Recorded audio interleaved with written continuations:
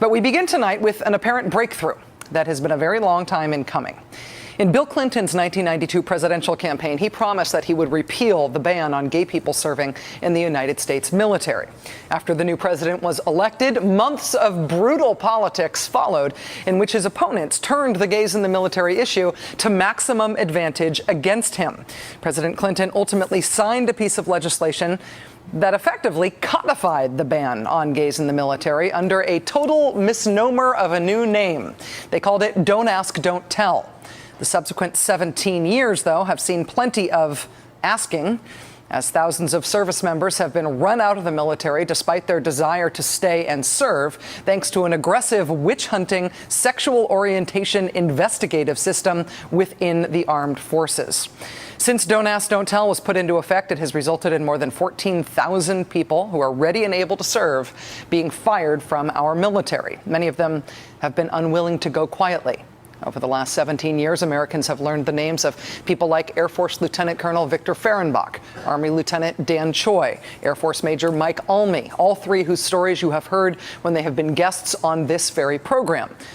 Americans have also learned the names of people like Jenny Kopfstein, a highly decorated U.S. Navy lieutenant who served multiple deployments in the Pacific after 9/11. Army Captain Anthony Woods, an Iraq War veteran who received the Bronze Star and the Army Commendation Medal.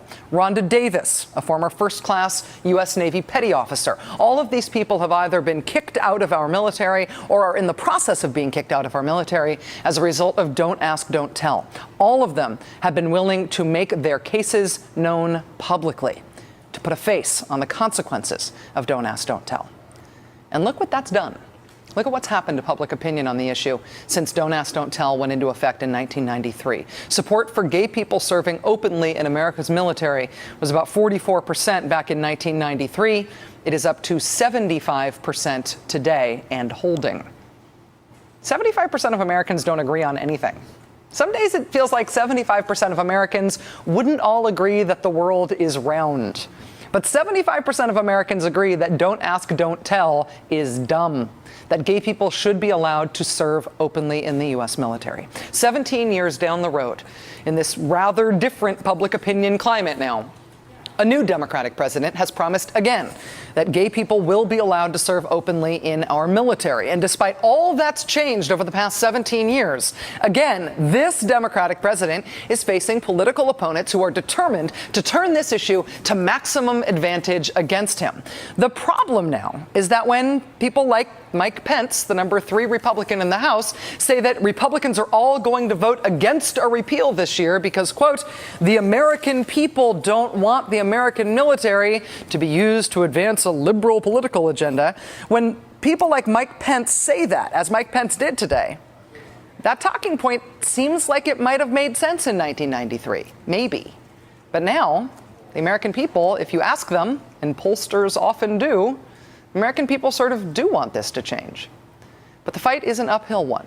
Last night on this program, we told you about a compromise that had apparently been reached to include Don't Ask, Don't Tell repeal legislation in a bill that is expected to be voted on this week.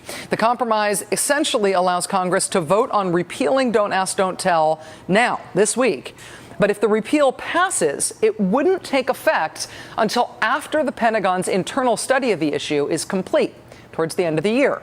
Repeal would be contingent on that study. It couldn't go into effect until, quote, the president transmits to the congressional defense committees a written certification signed by the president, the secretary of defense, and the chairman of the Joint Chiefs of Staff that repeal would be, quote, consistent with the standards of military readiness, military effectiveness, unit cohesion, and recruiting and retention of the armed forces.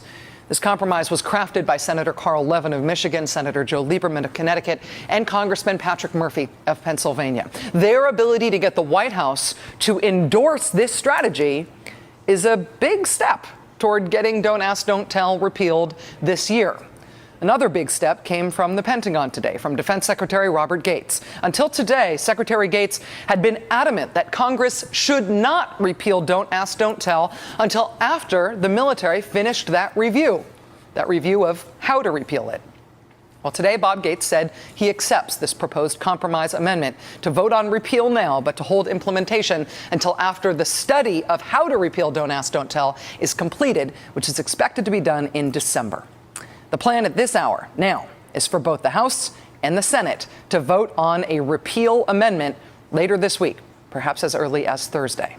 Today, Congressman Murphy of Pennsylvania, himself an Iraq War veteran, officially introduced the repeal amendment in the House as part of the defense authorization bill. The magic number you need to pass something through the House is 217.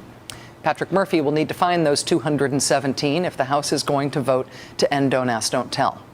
Will any Republicans be part of that 217? Well, Republican leadership aides confirmed to NBC News today that House Republicans say they will not only vote against the amendment to repeal Don't Ask, Don't Tell, they will vote against the entire defense authorization bill if it contains the Don't Ask, Don't Tell amendment. In other words, they will vote to defund the Pentagon if that's what it takes to stop gay people from serving openly in the military. Rather, no military at all than one that doesn't witch hunt for the gay. The prospect of repealing Don't Ask, Don't Tell has always been an uphill climb. But for those who would like to see it happen this year, finally, they may take some comfort from the fact that the climbing at least appears to have begun.